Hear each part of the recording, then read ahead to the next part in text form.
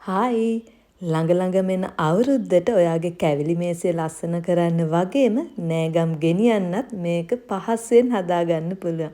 ඒ වගේම පිටරට ඉන්න ඔයාට මේක ගොඩාක් වැදගත් වෙයි කියලා මං හිතනවා.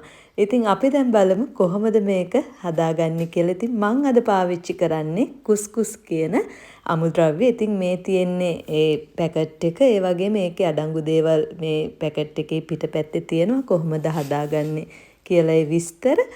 පිටිකොටකොට මහන්සි වෙන්න ඕනෙත් නැහැ. හරිම ලේසියට ඊටමත් රසවත්ව මේක අපිට හදාගන්න පුළුවන්. දැන් අපි බලමු මේකට අවශ්‍ය වෙන්නේ මොනවද කියලා. මං කුස්කුස් ග්‍රෑම් 300ක් අරගෙන තියෙනවා. ඒ වගේම සීනි ග්‍රෑම් 300ක් අරගෙන තියෙනවා. ඩෙසිකේටඩ් කොකනට් ටිකක් අරගෙන තියෙනවා. ලුණු අරගෙන තියෙනවා. කරදමුංගු. ඒ වගේම අපිට තෙල් ස්වල්පයක් අවශ්‍ය වෙනවා. ඉතින් අපි දැන් බලමු කොහොමද මේක හදාගන්නේ කියලා. ඉස්සරොම අපි තේ හැඳි කාලක් විතර කුස්කුස් එකට ලුණු එකතු කරගන්නවා. ඒත් එක්කම තේ හැන්දක් විතර එකතු කරගන්නවා. මොකද මේකේ ඇලෙන ගතිය නැති වෙන්න තමයි තෙල් එකතු කරගන්නේ. ඊට පස්සේ ටිකක් කලවම් කරලා ඊට පස්සේ අපිට ඕන වෙනවා හොඳට උතුරපු උණු වතුර. ඉතින් මිලිලීටර් 300ක් විතර ඕන වෙනවා. මේකේ කුස්කුස් ප්‍රමාණයටම වැහෙන පරිදි අපිට උණු වතුර එකතු කරගන්න ඕන. මොකද මේක උණු වතුරෙන් තමයි තැම්බෙන්නේ. මේ ප්‍රමාණයට වතුර එකතු කරලා අපි මේක විනාඩි 5ක් තැම්බෙන්න හොඳින් වහලා තියාගන්න ඕන.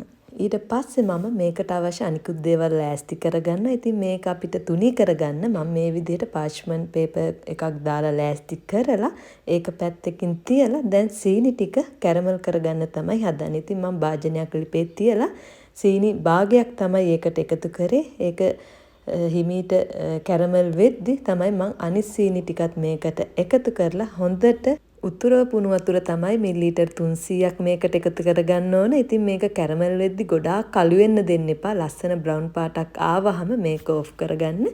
ඊට පස්සේ ඔන්න දැන් අපේ කුස්කුස් එක රෙඩි. හොඳට තැම්බිලා තියෙන්නේ. හරියට විනාඩි 5කින් තමයි මම මේ ඔයාලට පෙන්නන්නේ. ඊට පස්සේ ගෑරප්පුවකින් මේ විදිහට කැට වෙලා තියෙනවා නම් ඒ ටික හොඳට පොඩි කරගන්න. ඊට පස්සේ මම කැරමල් කරගත්ත සීනි එක ලිපේ තියෙද්දිම දාගන්නවා ඩෙසිකේටඩ් කොකනට් ටික. ඉතින් ඔයාලට හොඳ පොල් තියෙනවා නම් පොල් ටිකක් මේකට එකතු කරන්න පුළුවන්. මොකද වැලිතල පොල් එකතු කරපුවාම මේකේ රස තවත් වැඩි වෙනවා. ඉතින් ඊට පස්සේ මම හොඳට තලාගත්ත කරඳ මුංගු දෙක මේකට එකතු කරගන්නවා. පොතු ඉවත් කරගත්තා.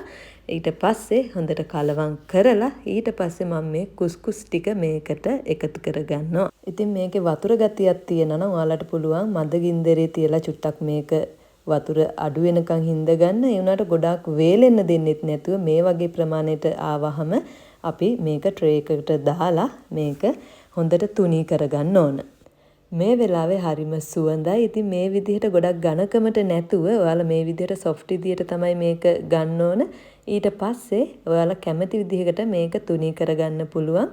තුනී කරගෙන මම ඉතින් මේක මේ විදිහට ලස්සනට හදාගෙන කෑලි කපා ගන්න තමයි හදන්නේ. ඉතින් බලන්නකෝ මේ විදිහට හදාගත්තාම ගොඩාක් ලේසි, ගොඩක් වෙලා යන්නෙත් නැහැ. ඉතින් මං කියවනේ පිටරට ඉන්න අයට ගොඩක් මේ ක්‍රමේ ලේසි. ඊට පස්සේ මේක තුනී කරගෙන ඔයාලට කැමති ආකාරයකට මේකේ කැට කපා ගන්න පුළුවන්. මම චුට්ටක් මේක අද කෑලි ලොකුවට හිටින්න තමයි කපාගන්නේ. වැලි තලප එක කපාගෙන ඔයාලා විනාඩි 5ක් 10ක් විතර වේලෙන්න තියලා තමයි මේකේ කෑලි වෙන් කරගන්න ඕන. ඉතින් ඔන්න දැන් මම මේක හදාගෙන ඉවරයි. ඉතින් හරිම ලේසි, ඒ වගේම හරිම පහසුයි. බලන්නකෝ කැඩෙන්නෙත් නැහැ. හරිම සොෆ්ට් එකට ලස්සන්ට වැලි තලප එක හදාගත්තා.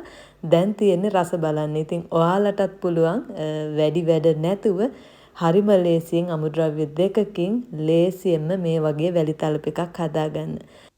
මාරම රසයි. ඔයාලා try කරලා බලන්න. ඉතින් ඔයා මගේ channel එකට අලුත් කෙනෙක් නම් subscribe කරලා එකතු වෙන්න කියලා ආදරෙන් මතක් කරනවා. ඒ වගේම මේ වීඩියෝ එක හොඳයි නම් share කරන්න කියලාත් මතක් කරනවා.